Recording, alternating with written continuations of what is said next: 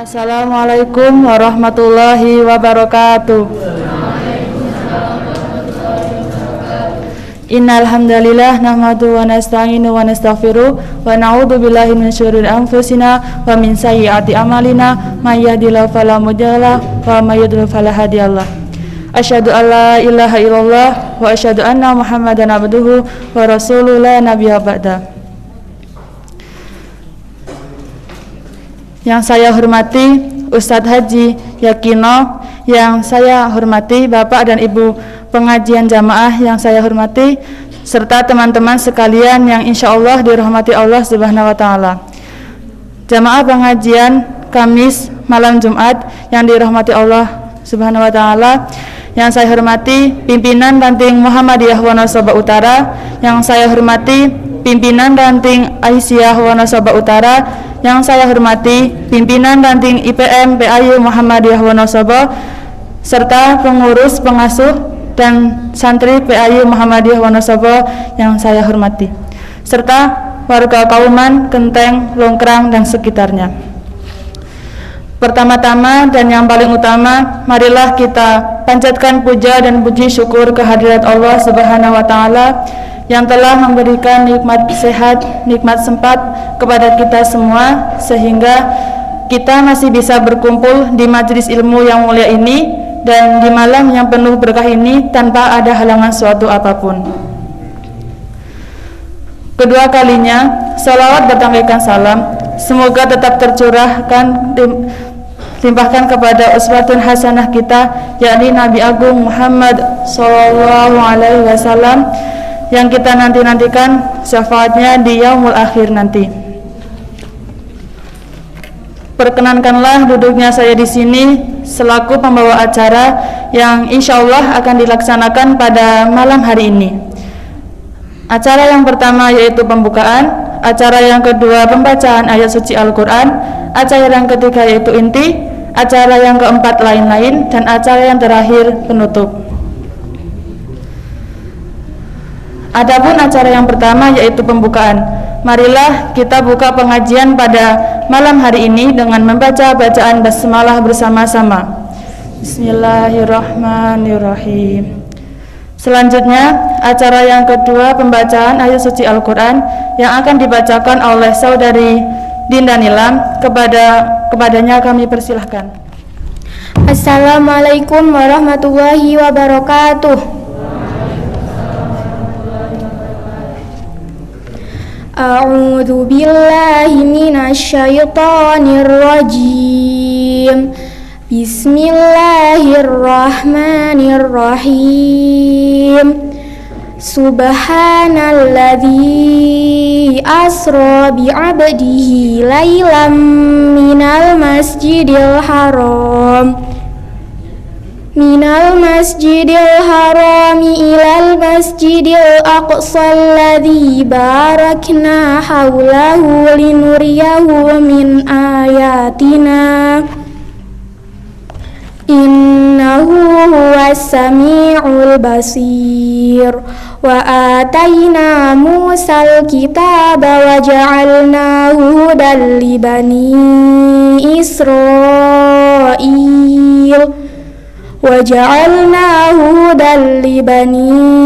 Israil alla tattakhidhu min duni wakila dzurriyyata man hamalna ma'a Nuh innahu kana 'abdan syakura. Wa qadayna ila bani Israila fil kitabi la tufsidunna fil ardi marrataini wa la ta'lunna 'uluwan kabira. Maha suci Allah yang telah memperjalankan hambanya Muhammad pada malam hari dari Masjidil Haram ke Masjidil Aqsa yang telah kami berkahi sekelilingnya, agar kami perlihatkan kepadanya sebagian tanda-tanda kebesaran kami. Sesungguhnya Dia Maha mendengar, Maha melihat. Dan kami berikan kepada Musa kitab Taurat dan kami jadikan petunjuk bagi Bani Israel dengan firman, janganlah kamu mengambil pelindungan selain aku, wahai keturunan orang yang kami bawa bersama Nuh, sesungguhnya dia Nuh adalah hamba Allah yang banyak bersyukur.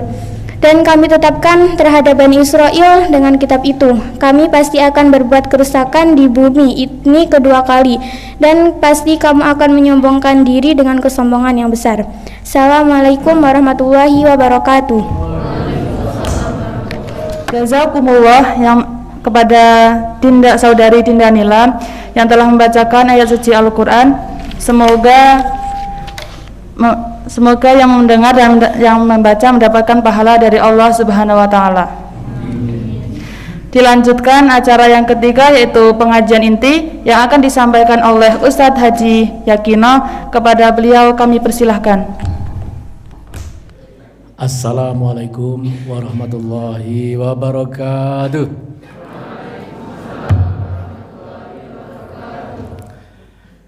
Innal hamdalillah nahmaduhu wa nasta'inuhu wa nastaghfiruh wa na'udzu billahi min shururi anfusina wa min sayyiati a'malina may yahdihillahu fala mudilla lahu wa man yudlil fala hadiyalah. Asyhadu an la ilaha illallah wahdahu la syarikalah wa asyhadu anna Muhammadan abduhu wa rasuluh. Allahumma sholli ala Muhammad wa ala alihi washabihi ajmain. Amma ba'du. Qala ta'ala fil kitabil karim, a'udzu billahi minas syaitonir rajim. Inna dinna indallahil Islam wa bitagi ghairal islami dina fala yuqbala minhu fa huwa fil akhirati minal khasirin. Qala Rasulullah sallallahu alaihi wasallam, innama bu'ithtu li utamima makarimal akhlak. Shadaqallah wa shadaqar rasul. Alhamdulillah, kita panjatkan puji syukur kehadirat Allah SWT di malam hari ini. Alhamdulillah kita diberi kemudahan oleh Allah untuk datang di majelis taklim setelah seharian hujan lebat ya. Masya Allah, udane terang pora gitu, mikir sing ngaji ibu-ibu Aisyah bawa ranting rawuh mboten hujane ngantos sonten. Alhamdulillah niki penuh ya, dari penjuru ibu-ibu Aisyah, Bapak Ranting Muhammadiyah, dan anak-anak panti asuhan semuanya. Mudah-mudahan mendapatkan rahmat dan berkah dari Allah SWT. Amin ya rabbal alamin. Kedua kalinya salawat dan salam semoga tetap tercurah pada junjungan kita Nabi Muhammad sallallahu alaihi wasallam. Semoga tercurahkan juga pada keluarganya, para sahabatnya, para pengikutnya, mudah-mudahan termasuk kita semua. Amin ya rabbal alamin. Bapak yang hormati dan anak-anak sekalian, tema yang sudah kita sampaikan di grup kita malam ini adalah mengambil tema bukti kebenaran dinul Islam atau bukti kebenaran agama Islam begitu. Tema ini kita angkat karena dalam kehidupan era informasi dan globalisasi seperti saat ini, kita harus menguatkan keyakinan tentang kebenaran dinul Islam. Hal ini dikarenakan banyaknya ujian berupa propaganda, permainan kata-kata dan slogan yang indah yang mengatasnamakan toleransi dan moderasi agama.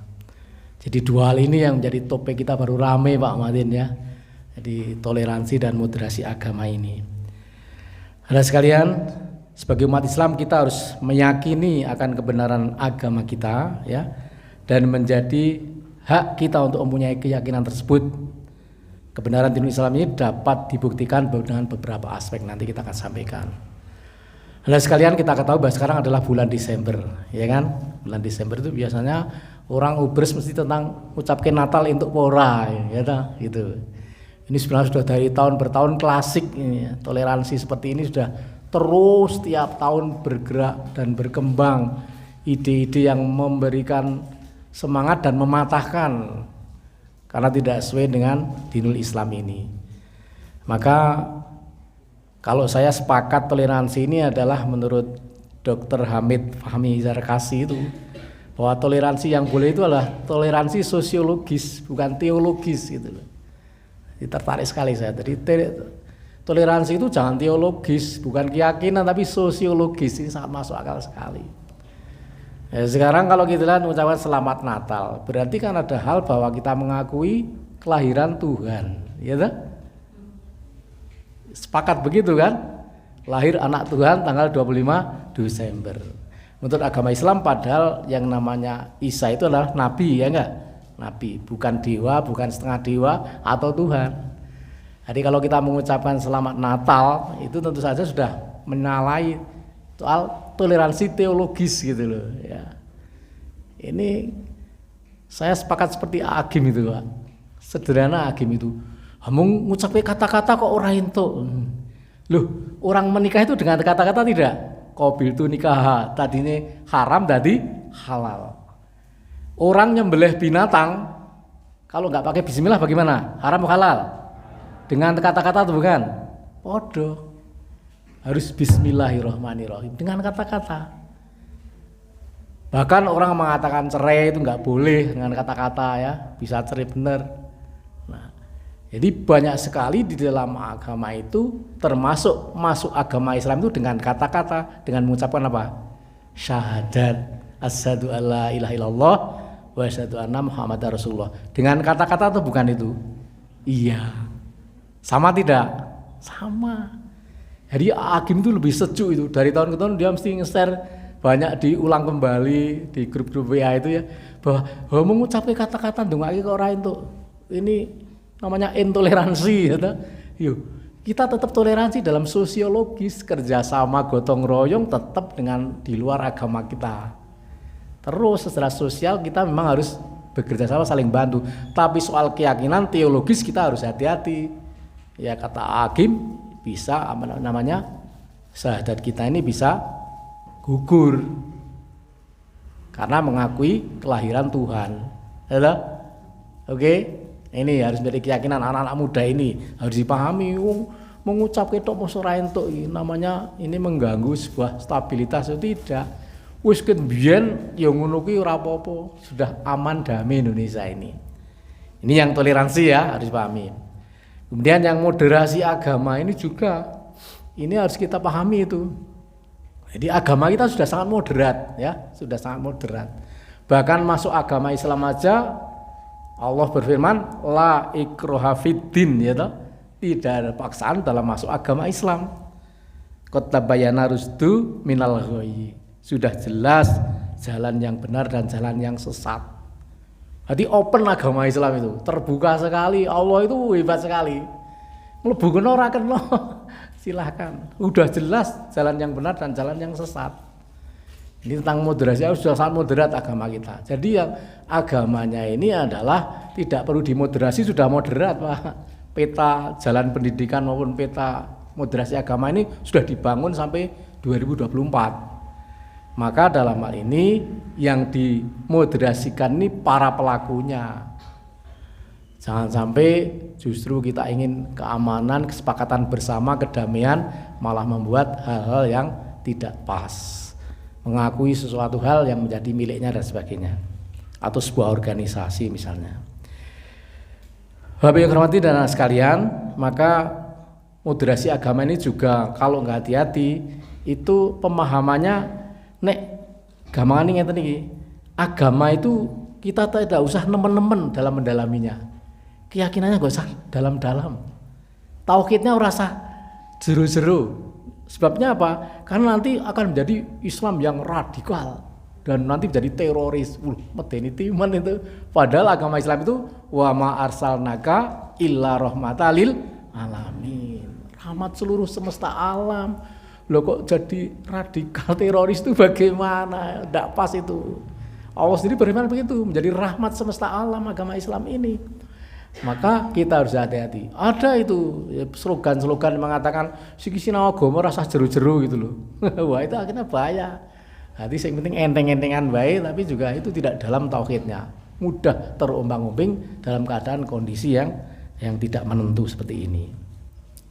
Maka yang hormati, mari kita pelajari kembali tentang bagaimana agar akidah kita ini kuat dalam era katanya globalisasi seperti ini. Kita tetap tangguh ya, bagaimana tetap berpegang teguh pada agama Islam ini. Ada 3 aspek ya, bagaimana untuk menguji kebenaran Islam. Ya, ada 3 aspek di sini. Sebenarnya tentang arkanul iman ya cukup sebenarnya, tapi ini kita ringkas saja menjadi 3. Bahwa agama atau keyakinan dianggap benar. Pertama adalah aspek akidah, ya, aspek akidah atau tata keyakinan, tentang keyakinan. Bisa diuji itu keyakinan agama Islam, nanti kita jelaskan bersama-sama. Yang kedua adalah aspek ibadah, yaitu tata peribadatan. Bisa diuji itu peribadatan umat Islam, nanti kita pelajari bersama biar kita semakin tangguh dalam beragama ini, nggak ragu-ragu kita dalam melaksanakan ibadah.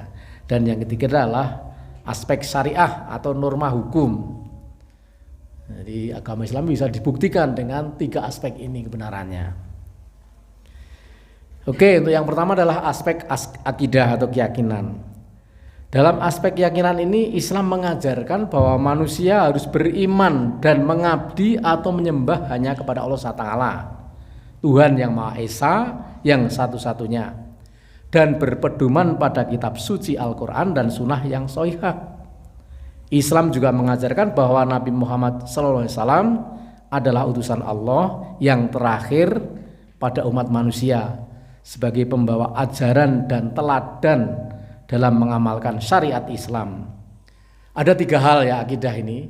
Yang pertama, bahwa sebuah keyakinan atau agama itu dikatakan benar kalau yang pertama mempunyai Tuhan. Yang pertama itu, akidah dibagi 3 ya. Jadi yang pertama adalah keyakinan akan Tuhan ya, keyakinan akan Tuhan. Kalau kita ya Allah ya, begitu. Keyakinan akan Tuhan ini dalam agama kita, Tuhannya umat Islam atau Allah ini mempunyai sifat yang sangat jelas, terdeskripsi dalam Al-Quran itu jelas sekali. Tuhannya umat Islam itu kayak apa? Kita sederhana saja, lihat surat Al-Ikhlas, Qul huwallahu ahad. Cetot itu, katakanlah dialah Allah yang Maha Esa. Esa berapa? 1. Jadi terdeskripsi jelas agama Islam itu. Oh, Tuhannya siapa? Oh, Tuhannya orang Islam itu Allah. Allah itu siapa? Maha Esa, yang 1. Maka Oma Irama itu sampai menyanyikan tuh, katakan Tuhan itu 1, gitu ya. Masih ingat lagunya Oma itu? Wicah nom-nom gue tidak berana dan tidak diperanakan. Terus la ilaha illallah, tiada Tuhan selain Allah. Lagunya Oma Irama sampai dindangan main do mlebu gitu sebenarnya. Dangdut Islami tapi itu ya. Omar Rahmat itu dakwah lewat musik ya. Katakan Tuhan itu 1, itu masuk lupa lagunya ya. Lagu-lagu dangdut sing kekinian ya, yang campur sari. Masuk kalau Oma itu menyanyikan ya, lagu Hari Kiamat atau lagu-lagu ini cetok. Dakwah beneran dulu dangdut itu musik dakwah gitu. Ya, hari ini hari kiamat dan seterusnya. Menarik itu untuk anak-anak muda, sehingga dulu juga banyak yang menyenangi. Tapi setelah berubah menjadi dangdut yang picisan, yang kacangan, akhirnya ya banyak penggemarnya juga berubah. Baiklah, kembali pertama. Ciri khas pertama jelas, Tuhannya orang Islam itu siapa? Allah. Qul huwallahu ahad. Allah itu katakanlah Allah itu adalah 1. Itu dalam agama kita harus menjadi keyakinan kita semua. Berarti Tuhan tidak 1 menurut agama Islam batal kan? Batal enggak? Biar agama lain 3 enggak apa-apa, monggo terserah. Kita jelaskan sesuai dengan kondisi kita masing-masing. Ini tidak mengganggu karena ini kita di dalam pembelajaran agama kita. Yang kedua apa? Allahu Somad. Artinya apa? Allah adalah bergantung segala sesuatu. Semua makhluk di bumi, mulai tumbuhan, hewan, manusia, bergantung kepada siapa? Allah Subhanahu wa taala. Bahkan teraturnya bintang-bintang di langit, tata surya, planet-planet beredar dengan rapi, mengelilingi matahari juga tunduk kepada aturan Allah ini, bergantung pada Allah. Sampean tidur kelempas-kelempus pokoknya tergantung pada Allah. Nek ora tangi sampean mati berarti, ya toh? Tidur itu mati sementara kan? Sampean kerasa ora? Oh, orang rasa, itik-itik orang rasa. Oh, kalau orang tidur itu cepet hilang. Makanya hati-hati kalau di bis itu sampean ngecas, ya ngecas HP kok di bis. Oh, makanan empuk itu. Soalnya wong turu neng bis itu ora krasa, dijikuk ya gampang wae. Naik konangan membetulkan ada yang jatuh Pak. Banyak kasus terjadi ya. Misalnya atau di tempat-tempat kereta atau di apa. Jadi nek wong ngantuk itu tidur ya wis kelelep tenan ra kelingan. Itu hati-hati. Allahu Somad. Allah tempat bergantung segala sesuatu. Jelas ya itu ya. Jadi Tuhannya orang Islam itu cetok, ciri-cirinya jelas itu. Kalau Tuhan kok namanya tergantung pada manusia. Oh, namanya bukan Tuhan. Bukan Tuhan itu. Kemudian yang berikutnya apa? Lam yalid walam yulad. Apa artinya? Tiada beranak dan tidak pula diperanakan. Jadi Allah itu sudah memberikan sebuah benteng ya, penjelasan yang cetha. Tuhan kok beranak? Lu bapak isopo, ibu isopo kan bingung juga kan? Nah ini. Memang menyinggung, tetapi ini untuk konsumsi kita karena firman-Nya demikian. Ya, tidak beranak, tidak diperanakkan. Kalau Tuhan punya anak namanya bukan Tuhan atau diperanakkan. Dan yang paling penutup ini luar biasa, walam yakullahu kufuwan ahad. Dan tidak ada seorang pun yang setara dengan dia. Tidak ada yang sama. Maka ini jadi sebuah perbandingan agama ya, studi kajian agama. Kok ono Gusti Allah kok misalnya njaluk maaf ya disajeni misalnya mangane podo menungso, namanya beda enggak itu dengan manusia? Tidak. Tuhan kok makan getuk itu namanya bukan Tuhan itu. Makanan-makanannya sama dengan kita. Maka di sini dikatakan tidak ada seorang pun yang setara dengan dia. Tidak ada yang setara. Walam yakullahu kufuwan ahad. Inilah ciri khas tentang akidah Islam itu. Tuhannya orang Islam itu cetha, itu jelas. Jelas sekali dalam surat Al-Ikhlas ini ya, ayat 1 sampai dengan 4. Kemudian yang berikutnya, di dalam Al-Quran sebenarnya banyak sekali tentang Allah itu ya. Jadi Allah itu kebanyakan orang-orang do mlebu agama Islam itu karena dalam Al-Quran itu Tuhan kita itu sering menantang manusia. Gusti Allah nantang menungso sampai mengatakan afala takilun ya toh, dia gunake akal pora, afala adzakkarun misalnya ya toh, afala yu'minun, orang do beriman, itu menantang manusia. Maka ada orang yang beragama Islam itu karena tantangan itu. Gusti Allah wong Islam ya ampuhe pol wani nantang gitu loh. Luar biasa itu. Jadi banyak tantangan dalam Al-Quran ini. Sampai Allah menantang lagi dalam Al-Quran. Waman khalaqas samawati wal ardi wasakharas samsa wal qamara. Allah kemudian kalau ditanya sopo jane sing gawe langit dan bumi, menundukkan matahari dan bulan, ditanya begitu, manusia akan menjawab sepakat liyaqulunallah, yang membuat Allah gitu. Ini juga tantangan sebuah luar biasa. Gajal ndi sing iso nandingi Gusti Allah dhewe nggawe langit dan bumi, nyatane ora ono ket biyen. Walaupun profesor botak 7 orang dikumpulkan iso nggawe bumi enggak? Wah, ndak akan bisa. Nggawe bumi-bumian ndak bisa itu globe ya. Kayak globe iso kayak globe, iki ono laute, ono benua Asia, Afrika bisa. Ini nggawe bumi beneran enggak bisa. Jadi Allah itu maha perkasa, luar biasa. Ya, termasuk di dalam surat Yunus ini yang agak komplit sekali. Saya bacakan dalam surat Yunus ayat yang ke-31 yang bawa Quran. Di dalam surat Yunus ini kita kaji bersama ayat yang ke-31. A'udzubillahi minasyaitonirrajim. Kul man yarzuqukum minas sama'i wal ardi aman yamliku sam'a wal absara wa ma yuhrijul hayya minal mayyiti wa yuzul mayyiti minal hayyi. Wa man yudabbirul amr fasayaquluna Allaha wa yaqulu afala tattaqun. Artinya kita bacakan. Katakanlah, siapakah yang memberi rezeki kepadamu dari langit dan bumi? Dan siapakah yang kuasa menciptakan pendengaran dan penglihatan? Sam'a, samawat jadi dan absor ya, penglihatan. Dan siapakah yang mengeluarkan yang hidup dari yang mati dan mengeluarkan yang mati dari yang hidup? Dan siapakah yang mengatur segala urusan? Maka mereka akan menjawab, fasayaqulunallah, Allah yang membuat itu. Maka katakanlah, mengapa kamu tidak bertakwa? Afala tatakun, mengapa kamu tidak bertakwa? Itu ditantang lagi di sini. Maka kalau kita pelajari luar biasa, ada beberapa hal di dalam surat Yunus ini. Jadi ditanya siapa yang memberi rezeki kepada kamu dari langit dan bumi. Ini telah saya lihat ternyata di tafsir Ibnu Katsir bahwa yang dimaksud rizki itu adalah air hujan, ya. Air hujan itu diturunkan dari apa? Langit, termasuk rahasia Allah itu. Nah, dengan air hujan ini maka tumbuhlah tumbuh-tumbuhan di bumi ini. Di dalam surat Abasa, sampai sudah hafal yang Abasa ya? Fa'anbatna gimana? Fiha habba wa ghinaba wa qadba wa zaituna wa nahla wa hadaiqa gulba wa fakihata mata'alakum. Alhamdulillah. Sekarang ngetes Pak Din ini juz 30. Di situ setelah rezeki diturunkan oleh Allah, maka apa yang ditumbuhkanlah biji-bijian gitu. Wanbatna fiha habba. Nah, ditumbuhkan biji-bijian. Nah, akhirnya tumbuhlah zaitun dan kurma dan seterusnya sampai di situ.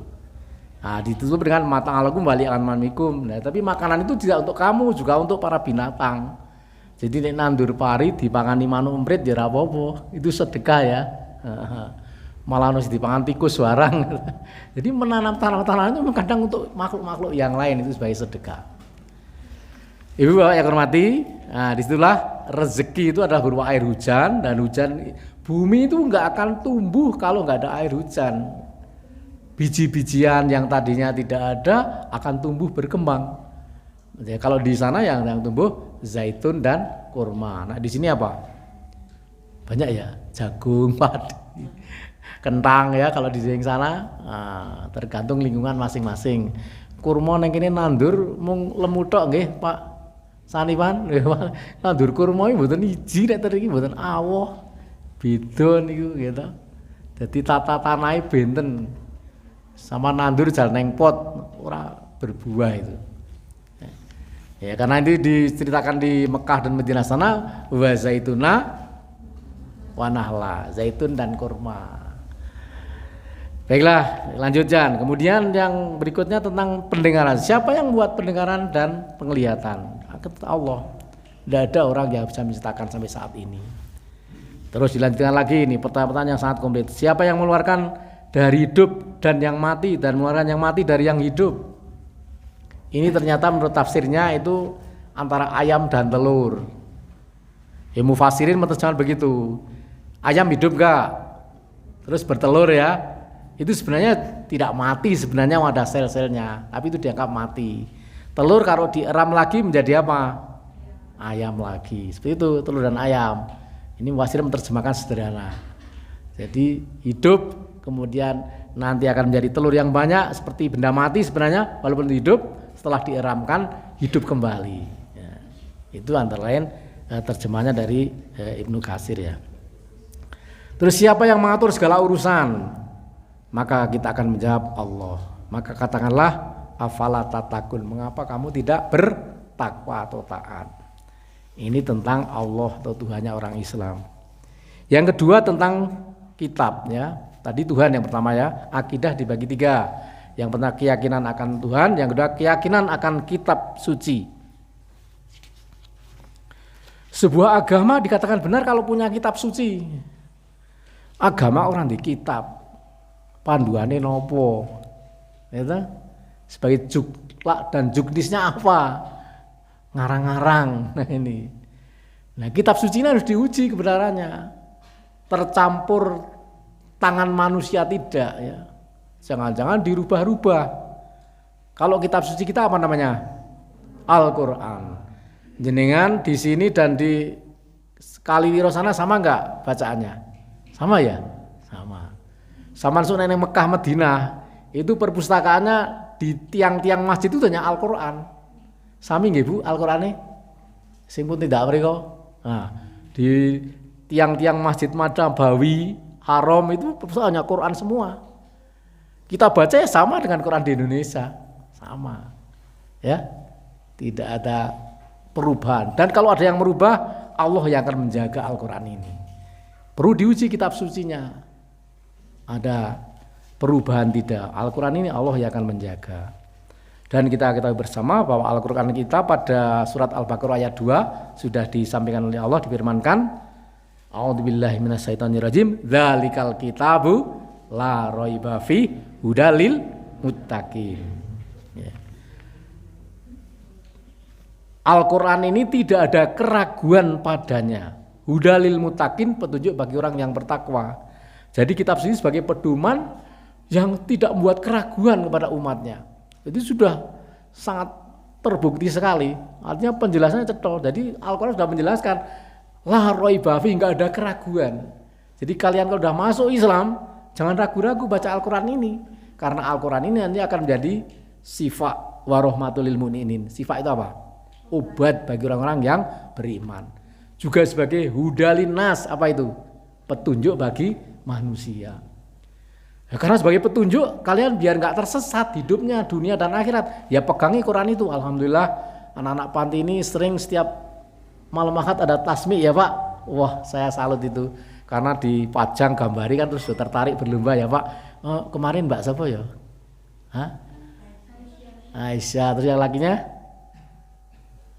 Wah, tiap malam Ahad ada begitu, di-share kabupaten ya, mendunia itu Pak Muhammad. Ini menyemangati itu. Wah, nyong esuk nampang di sini sekarang udah ada panggungnya loh, Mbak. Wah, lumayan lah. Wah, esuk nampang nang kene, ning wong telu ra cukup Pak Muhammad ini. Doake meneh. Iya, ini memotivasi bagaimana anak-anak berlomba menghafal Al-Qur'an. Saya salut dengan ini, PA kita ini, ya. Setiap malam Ahad ada juz 30, juz dan sebagainya. Silakan berlomba ya. Tapi niatnya bukan riak, kita kan memberikan contoh yang baik gitu loh. Di dalam situasi pandemi kita malah kreatif dan produktif gitu loh. Gitu. Jadi kita nggak ada istilah kemundur ya. Kita harus maju terus berkembang. Ini ibu-ibu dan bapak mesti mendukung dan melihat ya. Paling enggak ini dalam zoomnya gratisan ya Pak, macet. Kulik gratisan paling setengah jam memang. Nggak apa-apa, ini harus perlu cari donatur ya Pak. Kira-kira sing sak jam gitu. Ya, nggak apa-apa, tapi sudah latihan memotivasi bagaimana anak-anak menjadi hafidzoh ini. Walaupun mulai dari juz-juz yang juz 30 misalnya begitu. Jadi Al-Quran kita ini sudah nggak ada keraguan dan Allah dan Rasulnya menjamin orang yang membaca Al-Quran ini satu huruf 10 berapa? Kebaikan kan? Jadi bagaimana umat ini biar tidak sengsara hidupnya di akhirat? Maka Allah memberikan bonus orang-orang yang mau ngaji Al-Quran itu. Apa meneh ngamalke, berlipat-lipat itu. Maca wae ya enggak? Baca saja satu huruf 10 kebaikan. Wah, nah. Sampean juz 30 pirang huruf, Mbak? Piro setang itu? Wah, oke banget ya. Juz 30, juz 27 pirang huruf. Walah, masya Allah, oke banget. Jadi sangat sengsara banget agama Islam mlebu neraka itu sebenarnya sudah jaminan Allah bonusnya oke banget. Asal ikhlas itu insya Allah akan banyak nilai-nilai ibadah yang kita dapatkan. Maka kitab suci Al-Quran ini kita jangan ragu-ragu ya. Ini sebagai pedoman biar nggak tersesat hidupnya dunia dan akhirat. Tua muda podo. Yang tua juga harus punya program bagaimana saya one juz misalnya. Jangan hanya ngajinya anak-anak muda, orang tua juga butuh. Bahkan orang yang meninggal itu kan tidak melihat tua dan muda toh Mbak, betul toh? Iya. Kemarin Wali Kota Bandung ya, Mang Odet itu. Mang Odet itu sudah sholat sunat, tahiyatul masjid, baru mau naik mimbar. Isi ngarep khotbah hati-hati Pak Muhammad. Iya. Ya khotbah waduh koyo Mang Odet jangan-jangan ini. Lagi salat tahiyatul masjid munggah jatuh. Oh, innalillahi rajiun. Indah sekali meninggalnya ya. Sudah habis salat toh? Sudah bersih belum? Bersih bar wudu. Meninggal sok dhewe kudu mikir nyongsok mati ini kaya ngapa ya? Kudu mikir kaya ngono. Jadi membuat sebuah kerinduan orang-orang meninggal yang indah itu kita harus berdoa. Ya usahanya apa? Allahumma inni as'aluka husnul khotimah. Ya Allah saya matikanlah dalam husnul khotimah. Mung donga dheweke ikhtiar mumpung gen urip aja wis mati dongake husnul khotimah itu. Jadi malah masih hidup seperti ini. Ya boleh-boleh aja, tapi sebaik ketika masih hidup Bu, ingkang sepuh-sepuh menika Bu, monggo. Jangan lupa ya sehabis sholat Allahumma inni as'aluka husnul khotimah wa na'udzubika min su'ul khotimah. Tambahi niku bar sholate. Mati yang indah itu dicita-citakan. Orang nomor satu sama. Maka Al-Ghazali mengatakan yang paling dekat dengan kalian itu apa? Kematian. Karena enggak ngabari. segar bugar paginya, sorenya tiada. Itu dulu dalam PDM Pekalongan juga itu ya Pak, pas di masjid ya itu ya. Masya Allah, itu sama, mati-mati yang indah ya. Nah, oleh karena kita siap bekal, kita pegang kitab suci Ida ini ya, kita kasih terus, kita pedomani sehingga mengantarkan kita bahagia hidupnya dunia akhirat. Jadi biar tidak sengsara sebenarnya begitu. Oke, kemudian ya akidah yang ketiga yaitu keyakinan akan Nabi Muhammad pembawa ajaran ya, risalah Islam. Keyakinan akan Nabi, dulu keyakinan akan Tuhan, akidah tentang kitab suci, dan keyakinan akan Nabi Muhammad SAW. Kita ketahui bersama Nabi Muhammad adalah sebagai figur panutan ya. Ini dalam Al-Quran surat, ini sudah hafal, Al-Ahzab 21 ya. Ini insya Allah sudah banyak yang hafal. A'udzubillahi minasyaitonirrajim. Laqad kana lakum fi rasulillahi uswatun hasanah liman kana yarjullaha wal yaumal akhira wa dzakarallahu katsira. Surat apa, Pak? Al-Ahzab 21. Kudu ngerti pedomane. Apakah ada pedoman Rasul sebagai figur panutan? Onten Al-Ahzab 21. Laqad kana lakum fi Rasulillah. Ya, sesungguhnya telah ada pada diri Rasulullah uswatun hasanah, suri tauladan yang baik bagimu. Bagi orang yang bagaimana? Mengharap rahmat Allah dan kedatangan hari kiamat, dan dia banyak menyebut asma Allah. Jadi di sini ada penjelasan orang yang bisa mengikuti Rasul, yang pertama mengharap rahmat Allah, yang kedua yakin kedatangan hari kiamat, yang ketiga banyak zikrullah, menyebut asma Allah. Ini enggak punya 3 kriteria ini untuk mengikuti Nabi berat itu. Jadi ada syarat-syaratnya. Bagi siapa? Oh, yang mengharap perjumpaan dengan Allah. Ini tentang figur panutan. Rasulullah ini juga sudah teruji. Seorang nabi di mana ketika belum diangkat nabi saja, dia dengan orang-orang Yahudi bahkan mengatakan dia digelari apa? Al-Amin, dapat dipercaya. Umpamanya sudah di nabi ini, jadi luar biasa. Jadi gelar Al-Amin, dapat dipercaya. Beliau sebagai, sekarang pertanyaannya, beliau sebagai manusia biasa kan, bukan setengah dewa, bukan Tuhan dan bukan anak Tuhan, dan bukan malaikat. Apa hikmahnya kira-kira? Rasul utusan Tuhan ini manusia biasa, hikmahnya apa? Dewa atau malaikat kan cetoran di dosa. Ini Rasul itu manusia biasa. Yuk, hikmahnya apa ya? Ada yang bisa jawab? Mas, ini? Eka? Nah, opo hikmah ini? Rasul itu bukan setengah dewa, bukan malaikat juga, bukan anak Tuhan, tapi manusia biasa. Ayo Mbak Eldisman ini bisa? Boleh kira-kira? Apa? Agar manusia mudah mencontoh, kan manusia sama dengan kita, mudah mencontoh, meneladani perilaku dan kebiasaan sebagai sesama manusia. Jadi kalau figur malaikat nyontohnya angel itu nggak kelihatan makhluk yang tidak bisa terlihat kasat mata toh. Nah, Rasul manusia biasa, maka orang bisa mencontoh dengan mudah bagaimana Rasul takbir, bagaimana rukuk sujud, ya enggak? Manusia biasa bisa dicontoh. Ya, bukan malaikat. Jadi mudah dicontoh, diteladani. Bagaimana Rasul misalnya memberikan kajian, bagaimana Rasul sholat, puasa, haji dan seterusnya. Jadi mudah dicontoh karena manusia biasa ya. Ini menjadi sebuah pelajaran kita semua. Ini tentang keyakinan. Jadi dapat diuji agama kita ini tentang ketuhanannya, tentang kitab sucinya maupun pembawa ajarannya. Pembawa ajarannya adalah diberi gelar Al-Amin. Bahkan sifat-sifatnya ada 4 itu ya. Sidik, amanah, tabligh dan fatonah. Ya cerdas, ya jujur, pandai menyampaikan. Nah, ini jadi sifat-sifatnya adalah tangguh dan luar biasa, dan beliau sudah teruji dalam berbagai ujian yang terjadi saat itu. Oke, kemudian yang berikutnya, yang kedua aspek apa tadi? Aspek ibadah ya, atau tata peribadatan.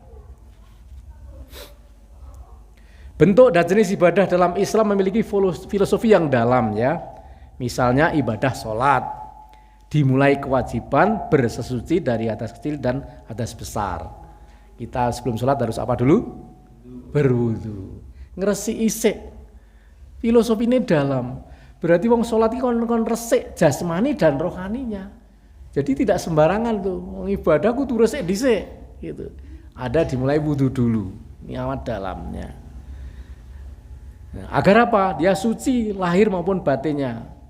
Semua itu adalah sangat khas sebagai sarana mengabdi, mengagungkan serta mengingat Allah SWT. Itu ya. Jadi misalnya kita contohnya sholat. Perintahnya amat jelas sholat itu.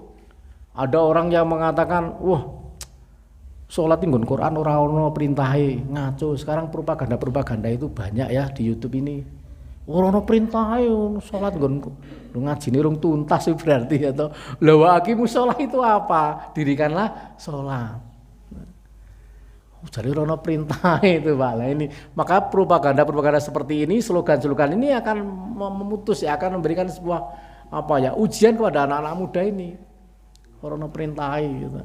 Termasuk mengucapkan selamat Natal ora ono perintah dalam Al-Qur'an, malah wani bayar 50 juta izan. Mau? Ada satu buka YouTube tadi itu, siapa yang mengatakan mengucapkan selamat Natal itu adalah tidak boleh. Loh, yang menyuruh juga tidak ada. Dalam Al-Qur'an juga tidak ada, siapa yang menyuruh juga tidak ada, yang melarang juga tidak ada, sama. Itu sampai dengan sholat kita juga dibegitukan. Jadi Islam itu selalu mendapatkan ujian sama.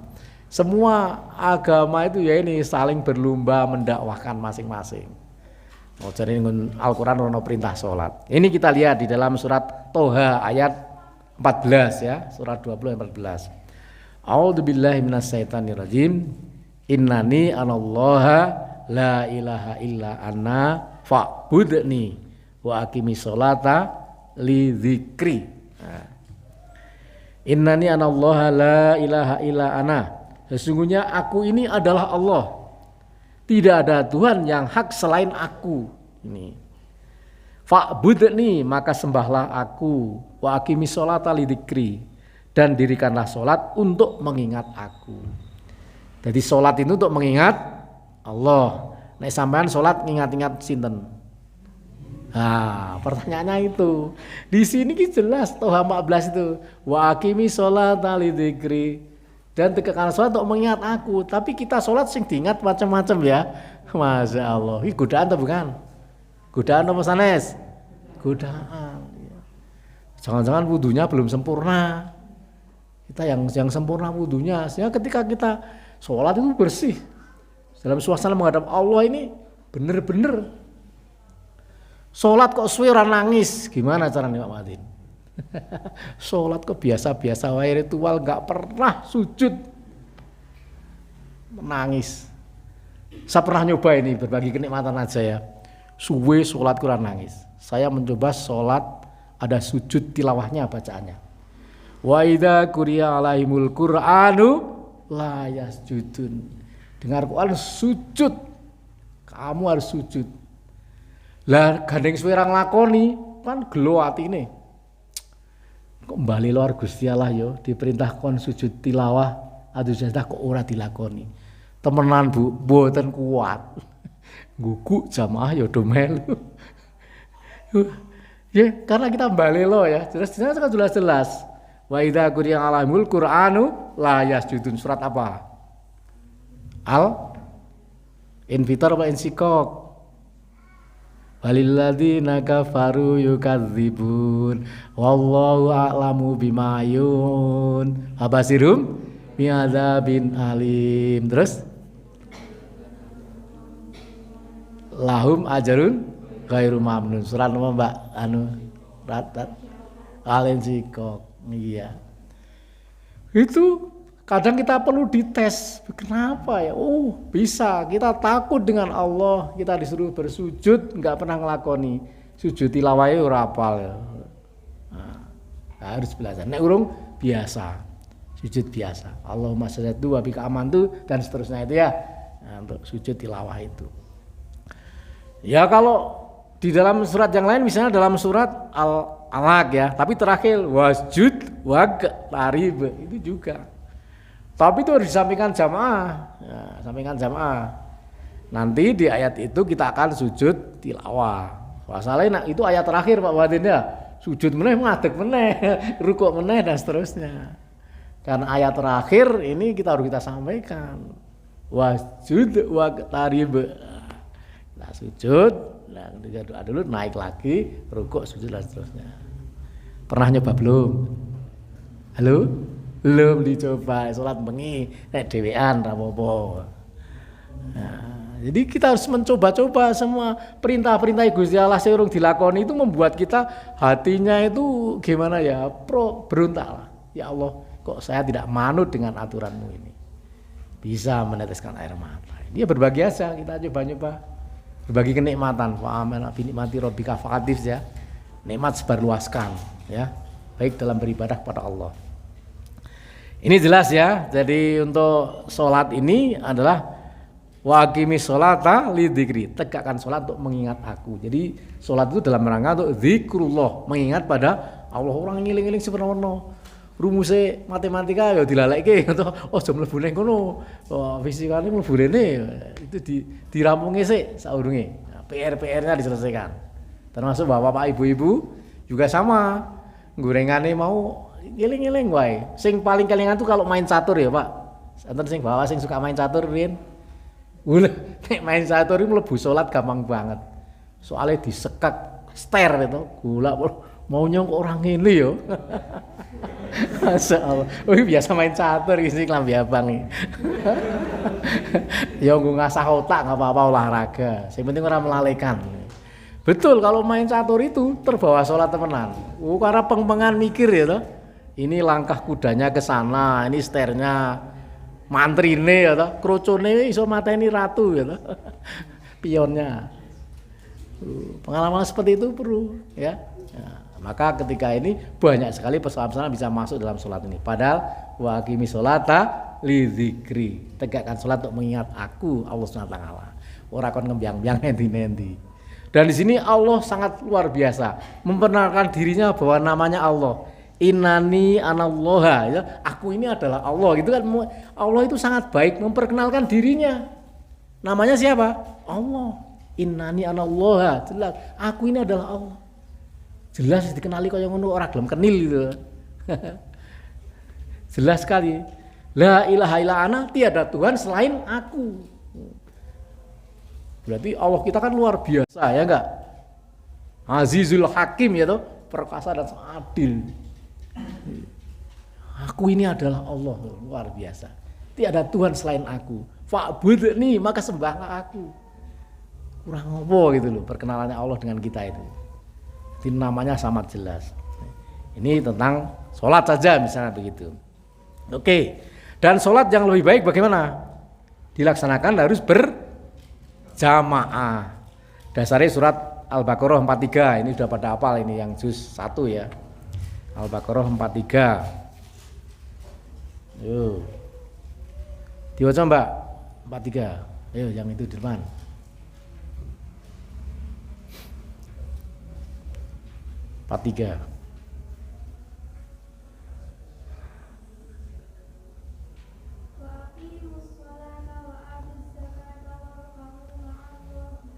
Artinya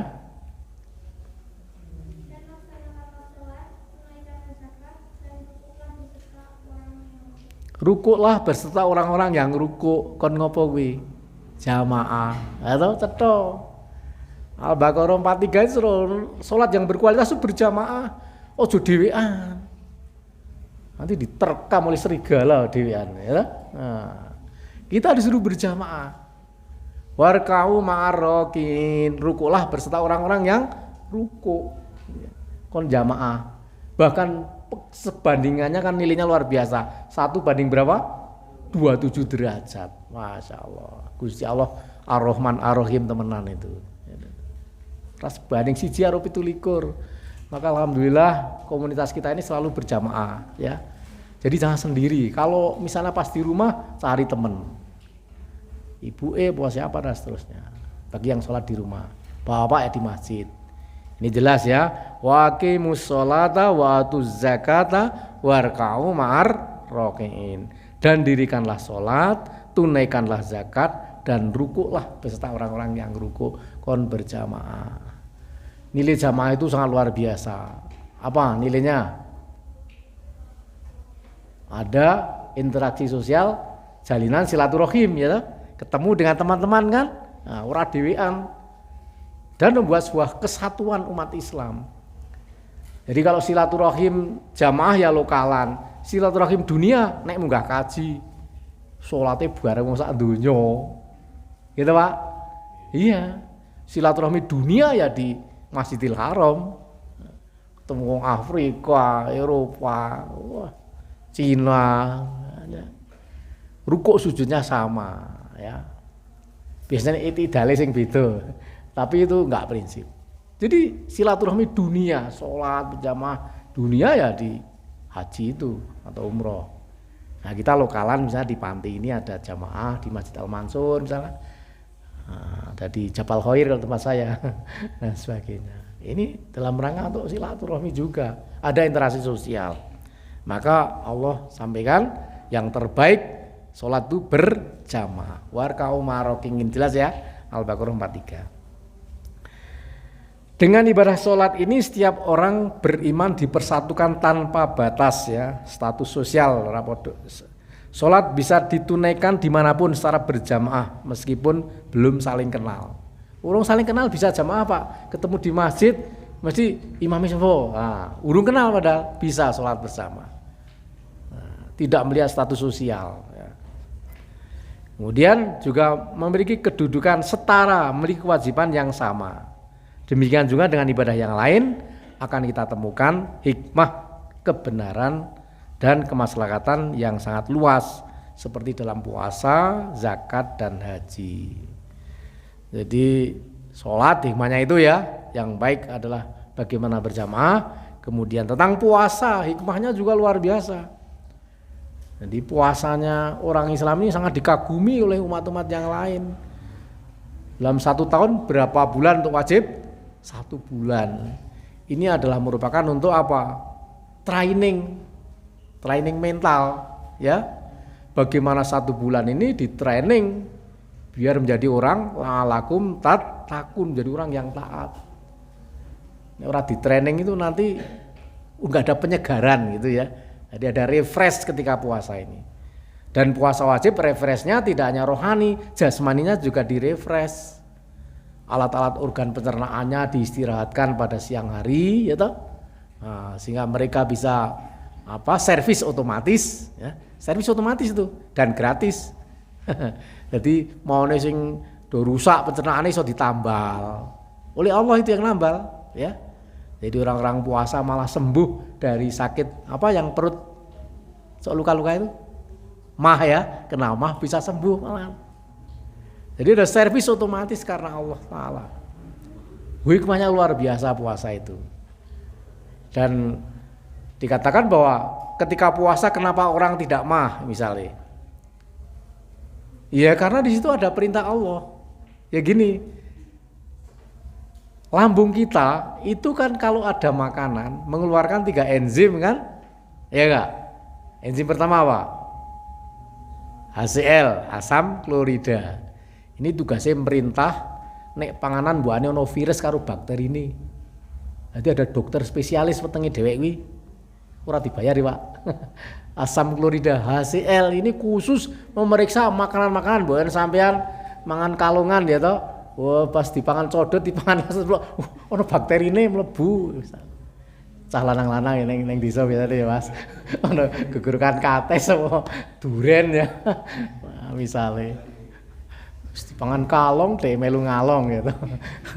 Wah, ono bakteri ini ada khusus yang memeriksa namanya HCl, asam klorida.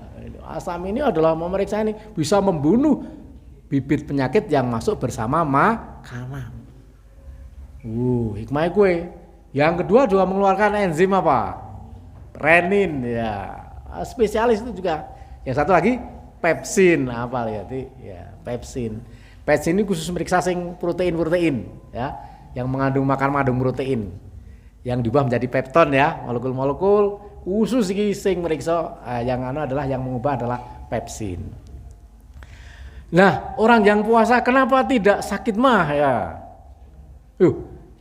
Kan kita malamnya sudah niat nawa itu somaholin anadai fardisari dan seterusnya itu ya, tapi bisa dibatin itu ya.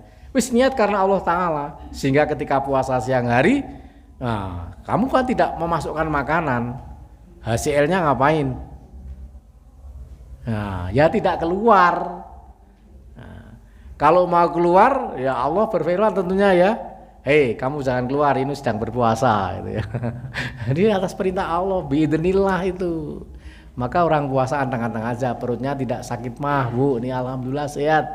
Tapi yang penting esok sahur itu sunnah. Jangan sampai walaupun puasa Senin Kamis Pak, diusahakan anak-anak tetap sahur. Sahurnya aja bar ngisa, ono pengantar tidur gitu. Nanti kalau ada yang nyelonong ke belakang itu dianu Pak, barisa sahur. Enggak ada hikmahnya itu. Sahur itu memang adalah sepertiga malam, nggih. Ono cah nom-nom pirang-pirang mburi, wah, sahur barisa jenenge ora sahur, pengantar tidur. Di sahur itu setelah bangun tidur gitu ya. Jadi itu ada hikmah yang luar biasa. Hikmah puasa banyak, nanti kita bicarakan yang lain itu ya. Jadi orang yang berpuasa ini tetap sehat bugar karena apa? Enzim HCl-nya enggak keluar ketika sedang puasa itu ya, sehingga tidak melukai perutnya ya, tidak melukai perut. Nah, tetap anteng saja. Maka yang mantap kalau berpuasa itu malamnya harus lillahi ta'ala, jadi niatkan Allah Ta'ala. Ini tentang puasa. Tentang sedekah juga hikmahnya luar biasa. Bagian dari berbagi. Orang sedekah yang wajib namanya zakat. Lah orang berzakat itu hanya berapa persen toh Mas? 2,5%. Nek 1.000 zakatnya piro? Alah, sithik sih. Rokok sak bungkus itu ora? Ora entuk. Jadi mung sedikit sekali. Sang rokok lah. Jadi sedikit sekali. Hanya 2,5% kok awal itu. Padahal Allah sudah memberikan yang berapa persen? 97,5%.